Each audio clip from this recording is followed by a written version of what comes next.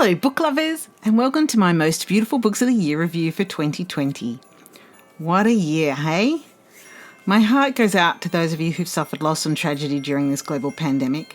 I'll add a little bit more about my experiences in my community box for my channel if anyone's interested, but this video is about celebrating the beautiful books that have been released during the year. Of course, 2020 has been pretty crazy and books have been released at different times all around the world, but I'll add links to the books I'm reviewing below, and I also have a page on my website which not only has these books, but another 40 or so suggestions of beautiful books that I didn't have space for here if you're after more inspiration. I'll be going through the books in different categories. There are jump links in the description box if you're only interested in one category and not another, and I'm also including a few special editions at the end as well if you need to treat someone this year. If you're new to my channel and you love learning about beautiful books, please do subscribe. And if you're one of my wonderful regulars, thank you. Give me a holler in the comments and say hello. Anyway, enough about the video. Let's get started with the books. Opening the children's section is this enchanting illustrated natural history of fairies by Emily Hawkins and Jessica Rue. It has a gold foil embossed cloth cover, a ribbon marker, sprayed gold page edges, and delightful illustrations.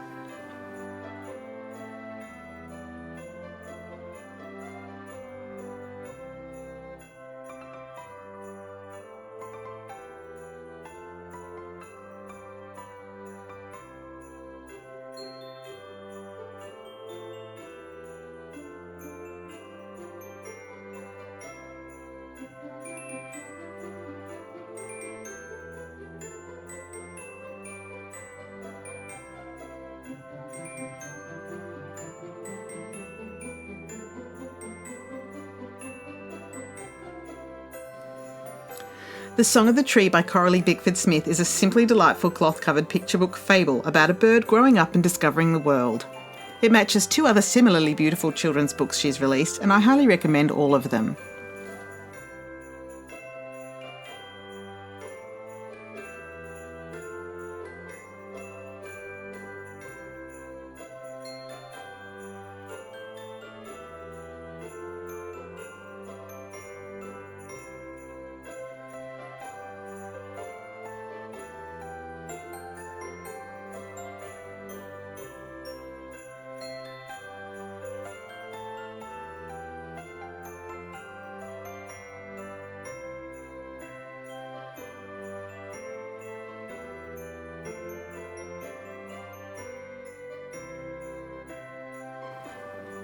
I have two stunning new editions of Lewis Carroll's Alice in Wonderland that were just recently released to share.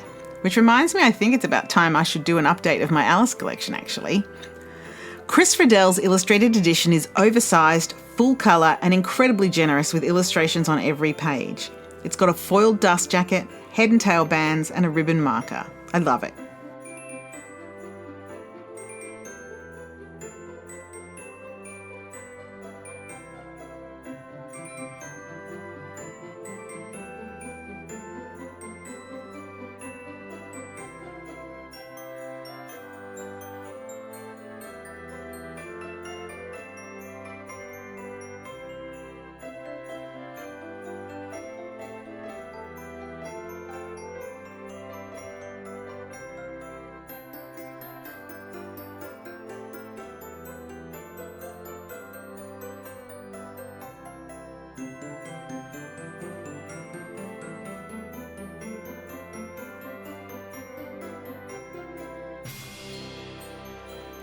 This second one is illustrated by Rieder, and I fell in love with it a few years ago when it was first released in Dutch, so I'm thrilled there's now an English edition.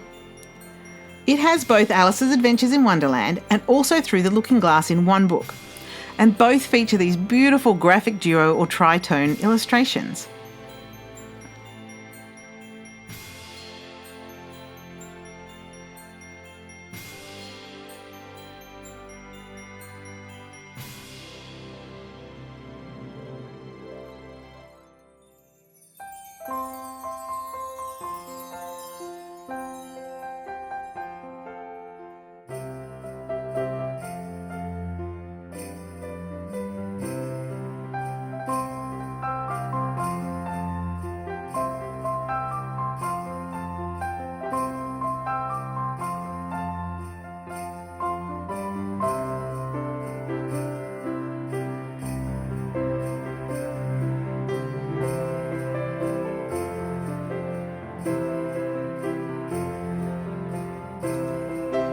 Pinocchio by Carlo Collodi received Mina Lima's Interactive Children's Classics treatment this year, and it's every bit as wonderful as you would hope for.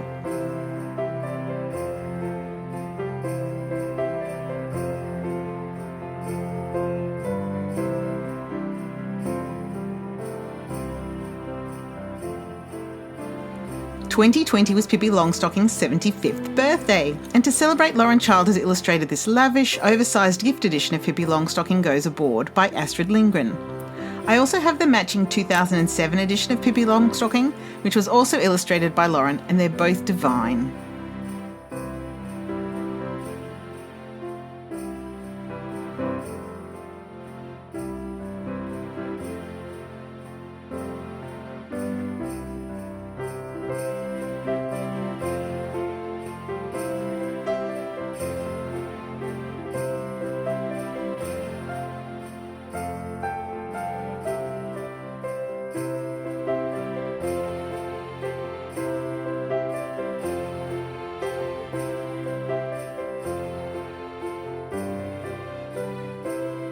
Neil Patrick Harris's 4-book Magic Misfits series concluded this year with the 4th suit. These books are about a group of kids learning sleight of hand magic, having lots of mystery and adventures, and the books themselves feature all sorts of fun hidden tricks and treats to keep kids entertained beyond the actual story. A Tale of Witchcraft is the second volume in Chris Colfer's Tales of Magic series, and it's a delightful fantasy adventure with a fun hidden cover that peeks through the die-cut dust jacket.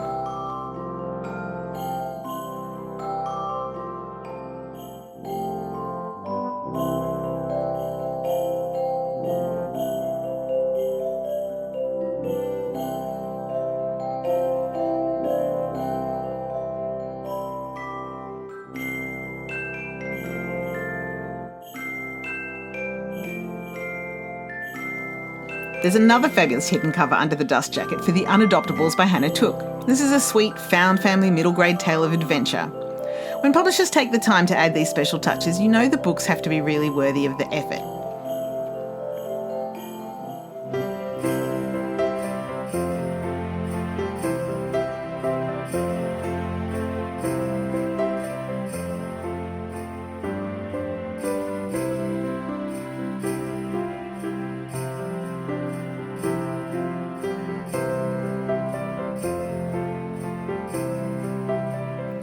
I have a couple of awesome science books to recommend next.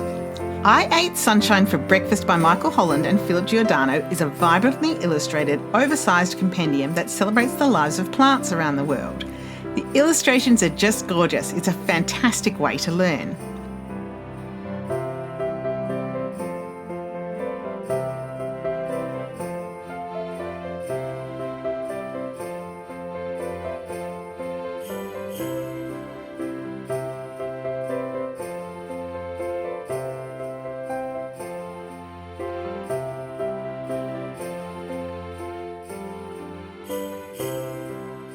And I also wanted to let you know about the latest in Owen Davies' amazing About Animals series. If you haven't seen these yet, the whole series is just fantastic for any kids who are interested in the natural world. Each volume focuses on a different animal. This year we have Obsessive about octopuses. And Davies' minimalist art style is divine enough that adults will want to pore over these books just as much as the children.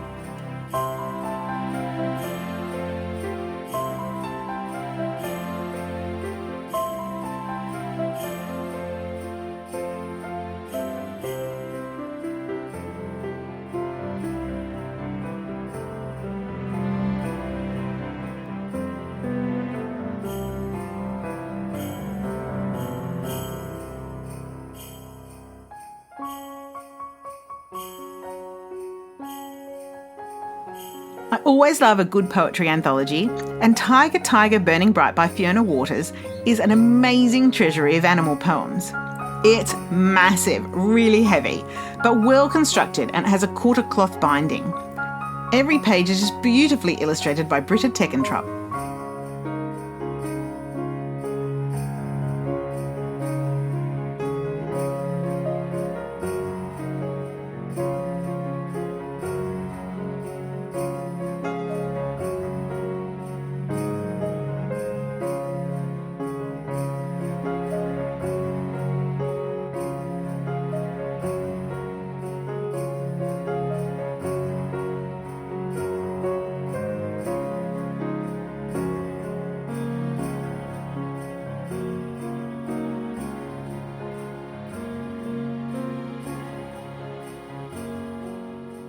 And finally, we have this pretty picture book, Where Snow Angels Go by Maggie O'Farrell.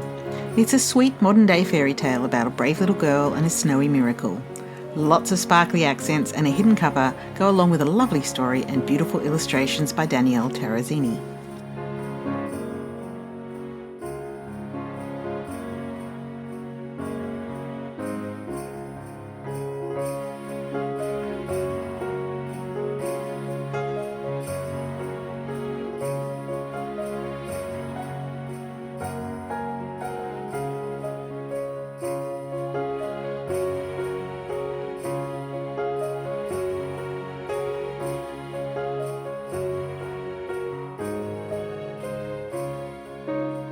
Next up, I have a new section entirely on myths and legends. This is a genre I've always loved, but this year just saw an incredible number of gorgeous books released, and I wanted to highlight so many of them.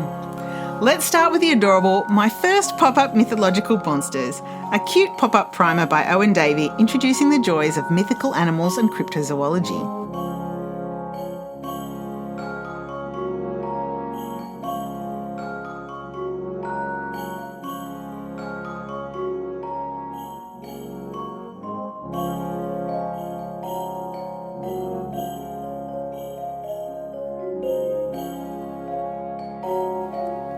A Journey Through Greek Myths by Marcella Ward is beautifully illustrated by Sander Berg, and this volume explores the places where each story took place and why myths matter, as well as retelling the stories.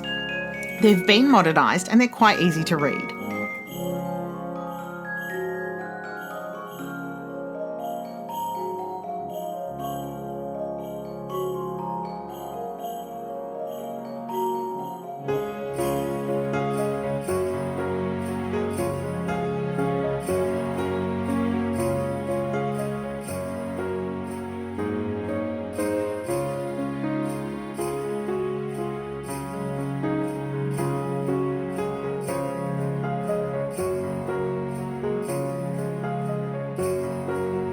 Classical Mythology A to Z or A to Z by Annette Gisecki is illustrated by Jim Turney.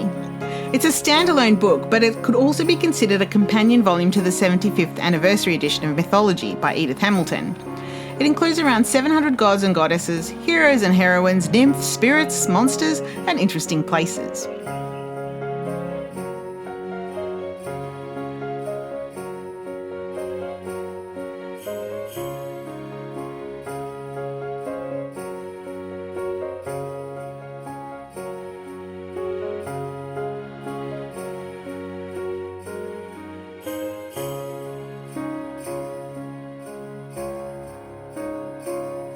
Mythopedia, illustrated by Julia Iredale, is an encyclopedia of mythical beasts and their magical tales from around the world.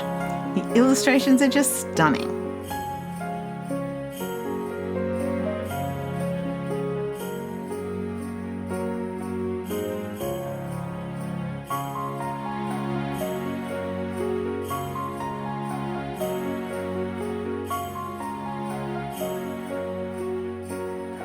And last but not least in my myths section is the newest Stephen Fry volume on Troy. This is a sturdy, naked hardback with foil accents. It looks lovely, although quite honestly I was disappointed that it doesn't match the earlier 2 volumes which had dust jackets. However, the storytelling's brilliant and it's a wonderful way to get to know the story of Troy.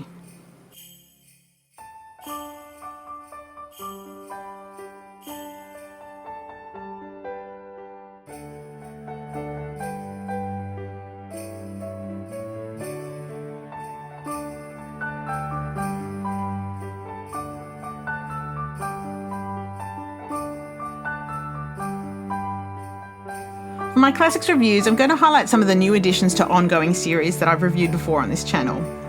Chiltern Classics are still going strong with their beautifully designed editions of classic novels, which have textured covers and gilt edges.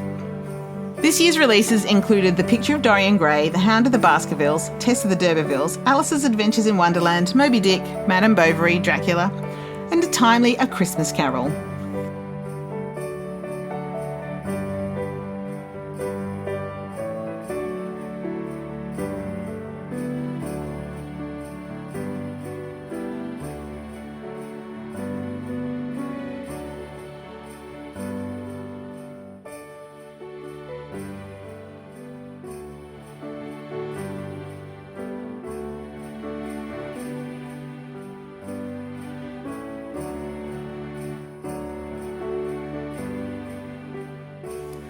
The Seasons Edition summer series this year included Jane Eyre by Charlotte Bronte, Persuasion by Jane Austen, the Wonderland collection by Lewis Carroll, and The Adventures of Huckleberry Finn by Mark Twain.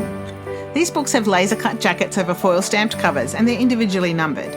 Although the limitation of 10,000 is generous, several of the earlier volumes are already out of print. This series of releases sadly did away with the sprayed page edges, but instead they replaced them with a very pretty laser-cut bookmark to match each cover.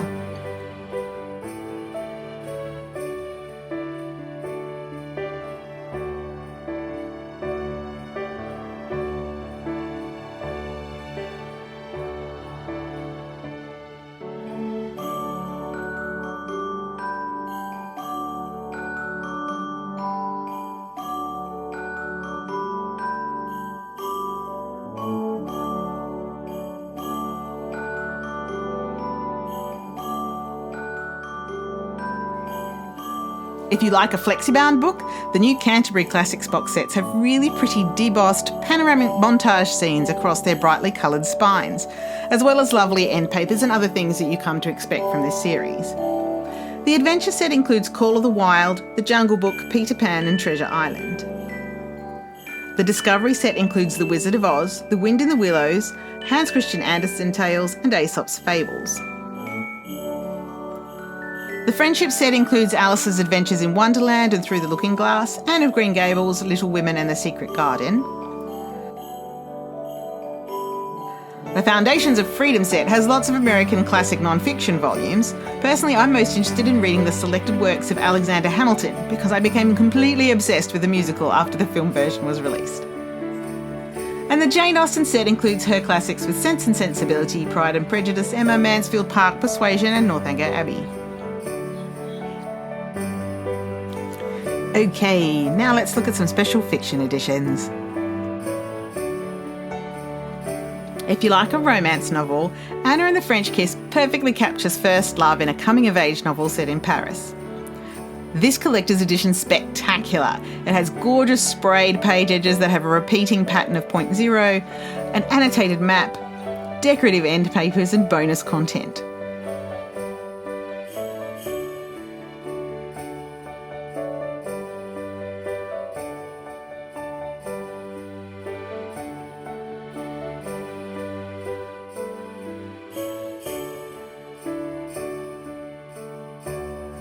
This new trilogy of George Orwell novels, put out by Harvill Secker, features period artwork derived from patterns created by Elizabeth Friedlander, one of Europe's preeminent 20th century graphic designers.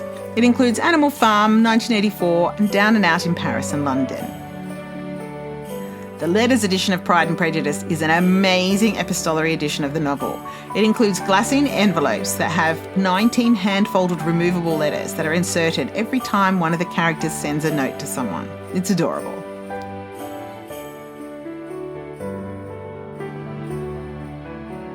And talking about Austen, how cute is the dust jacket for this edition of Miss Austen by Jill Hornby?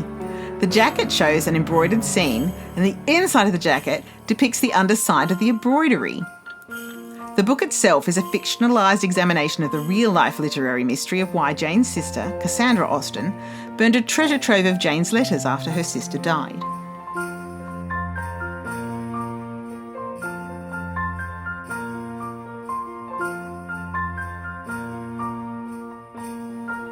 Maggie O'Farrell's Hamnet is another wonderful story inspired by real life.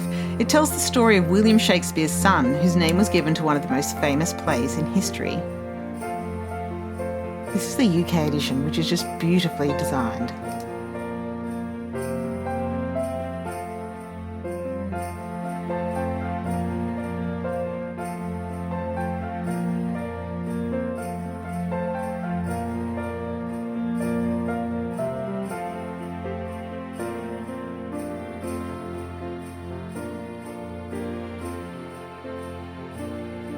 I really enjoyed The Devil in the Dark Water by Stuart Turton. It's an impossible murder mystery set on the high seas with a touch of historical, supernatural thriller. I got this cool sprayed edges edition from Forbidden Planet, although they sold out pretty quickly. But the normal editions do still have this cover. Check out the awesome hidden skulls in the design.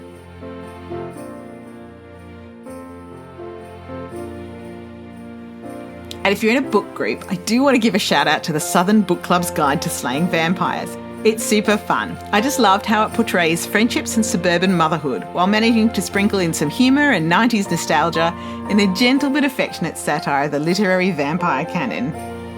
The hidden cover showing a stamp from Mount Pleasant Public Library is a cute touch.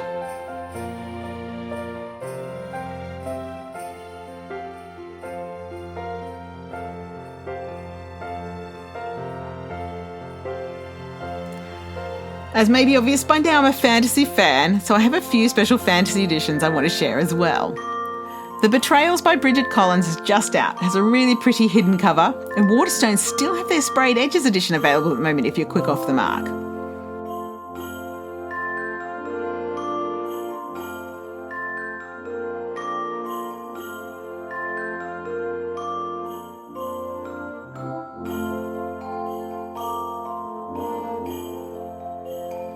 The Caraval Collector's Edition is super pretty with its die-cut slipcase.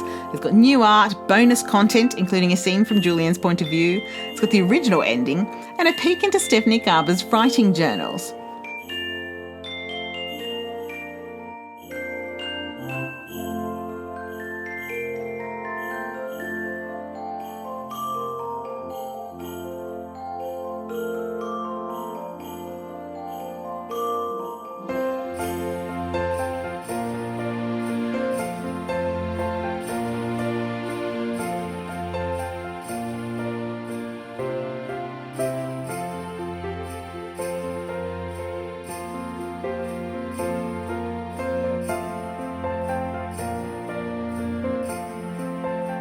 This illustrated edition of Northern Lights is a stunner. It's full colour, oversized, a gorgeous gift edition to celebrate the 25th anniversary of the book. It's a lovely companion for anyone watching the TV series. American readers, you'll have this edition released next year under the Golden Compass title.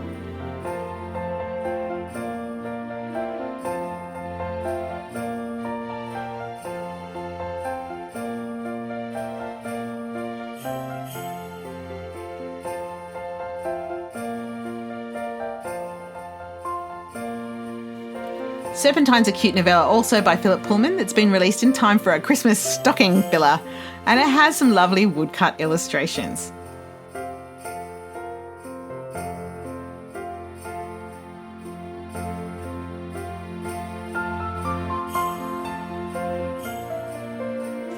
Piranesi is a darkly fantastical gothic story about a curious house and its mysterious inhabitants. It's got lovely end papers and an awesome hidden cover.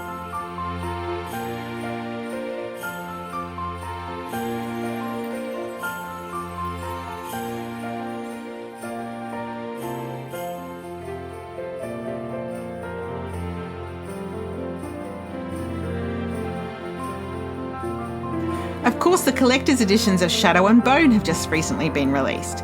Once again, we have different editions for the US and the UK.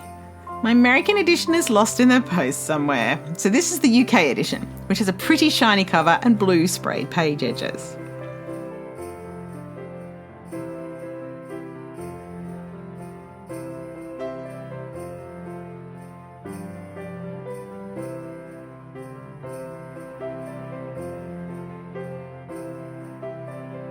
If you've been watching the Umbrella Academy series on TV but you haven't yet ventured into the graphic novels, you should take a look at the 3-volume collections that were released this year in library editions and deluxe editions.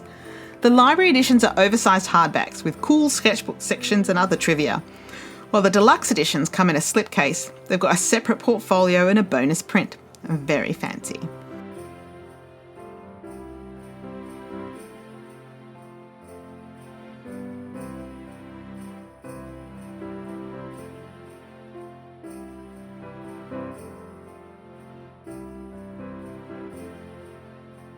And last but not least in this section, I'm waiting on the December release of the Grim Oak Press Anniversary Edition of Wizard of the Pigeons by Megan Lindholm, who also writes wonderful fantasy under her pen name Robin Hobb.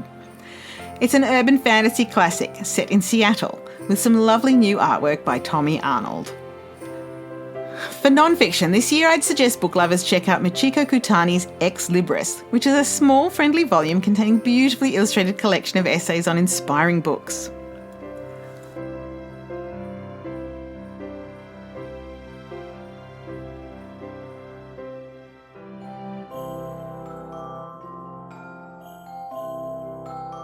Floriography is an illustrated guide to the Victorian language of flowers by Jessica Root. It's a very pretty botanical encyclopedia and gives a guide to the historical uses and secret meanings behind the language of flowers and herbs.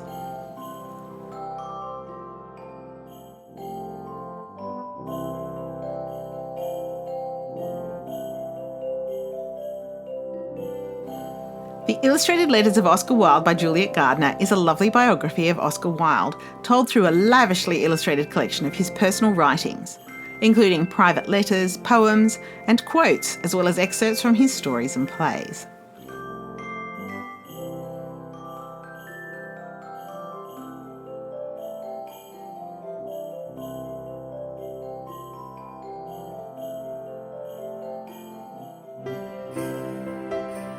Another volume for the book lover is The Madman's Library by Edward Brooke Hitching.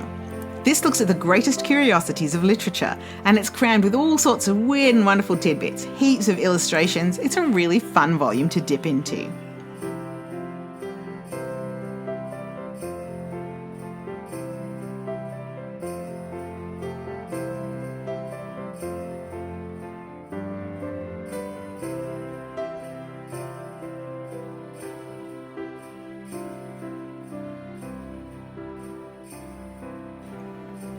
Fungarium is the latest entry in the Welcome to the Museum series.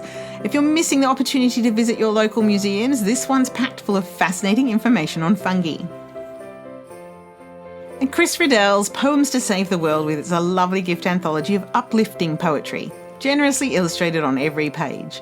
It joins his two other poetry volumes that I've also shown on earlier annual reviews.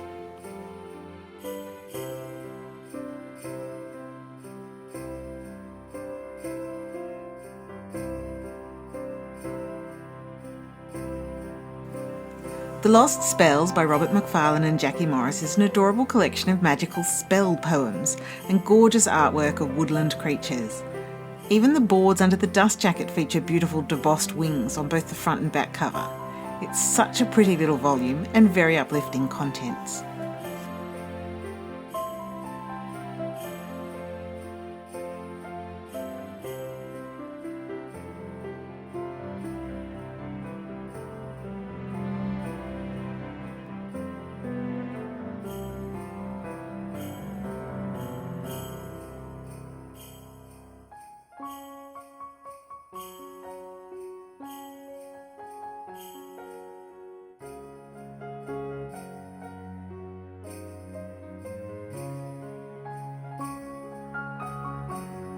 Phosphorescence by Julia Baird is a lovely collection of essays. The subtitle is On Awe, Wonder and Things That Sustain You When the World Goes Dark, and it's a sensitive memoir exploring what can sustain you during challenging circumstances.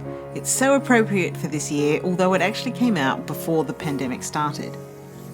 I think the Australian edition's really pretty, and it's much nicer than the covers that were used in other places.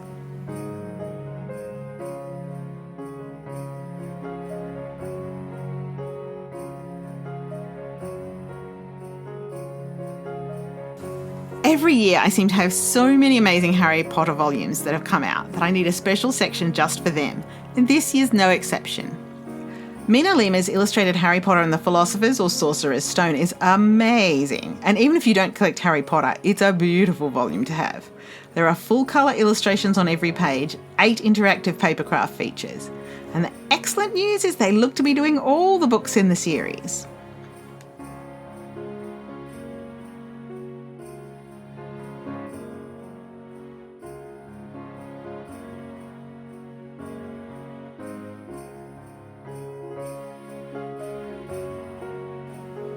I recently reviewed the pop-up guide to Diagon Alley by Matthew Reinhardt, which is also pretty incredible. It opens up into a 3-dimensional diorama of all the shops in Diagon Alley, and it's so cleverly put together. I'll link the video review if you'd like a closer look.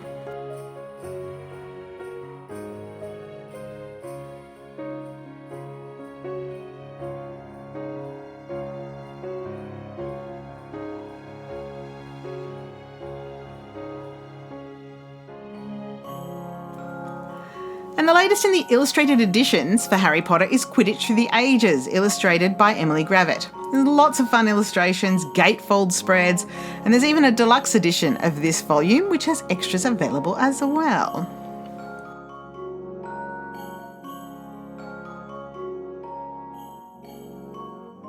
Now, I usually try to feature relatively affordable books in my annual roundups, but I wanted to add a few special editions in here at the end as well. They're not cheap, but they sure are beautiful. First off, let's take a look at the new editions of The Lord of the Rings and The Hobbit illustrated by Alan Lee. This box set has over 70 full-page watercolour paintings and numerous additional black and white images throughout the text.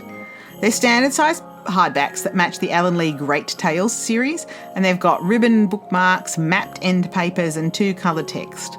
It's a beautiful way to get back to Middle-earth. Taschen has released a stunning oversized monster tome called Masterpieces of Fantasy Art, and this reproduces original fantasy paintings which have been contextualised with the preparatory sketches and book covers and other insight into the artists' lives.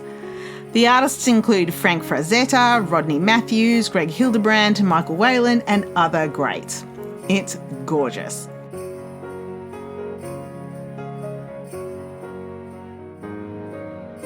And I just received my copy of Beehive Books' incredible illuminated edition of Peter Pan. It needs a whole video to appreciate it. You can see the one I did for their edition of Oscar Wilde's Fairy Tales a few months ago to get an idea. But as you can see in this small glimpse, it's housed in a DPOS slipcase and it features gloriously oversized imaginative illustrations.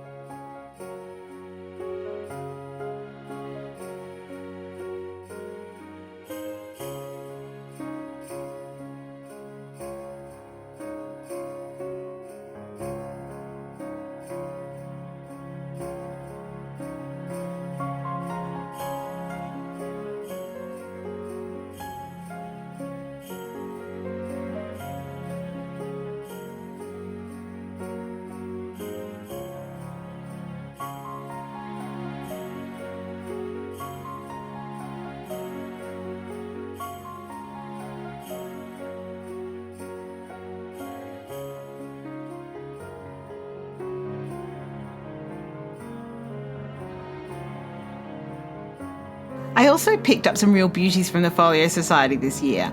I'm just going to focus on one here, but I'll review some more shortly. This is their latest Charles Van Sandwyk Letters from Fairyland. It's been enlarged from the original handmade book and has numerous removable letters and other adorable fairy ephemera.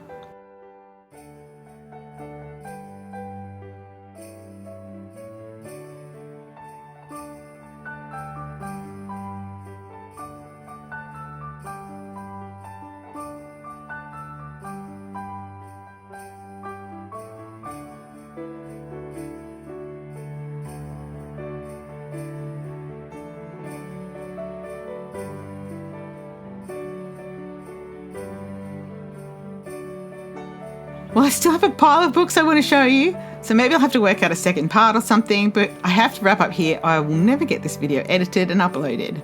As I mentioned earlier, I do have some more books listed alongside these on my website if you're still looking for ideas.